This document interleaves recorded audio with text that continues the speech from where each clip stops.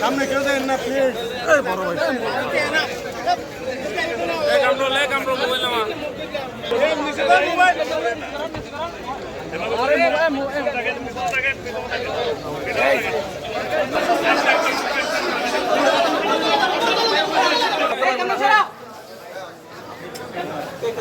আরে আমরা সাইডে আছি, আমরা সাইডে। রাস্তাটা ক্লিয়ার রাখেন, রাস্তাটা ক্লিয়ার।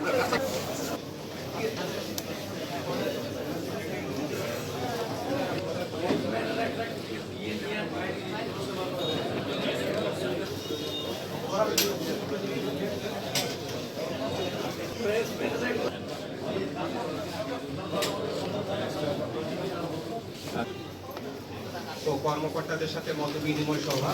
আমরা অত্যন্ত আনন্দিত দলের মাননীয় মন্ত্রী জনাব সালাউদ্দিন আহমেদ, যিনি একই সাথে কক্সবাজার 4, জনাব আলমগীর মোহাম্মদ মাহফুজুল্লাহ ফরিদ রহমান আইনুল সংসদ সদস্য কক্সবাজার 3।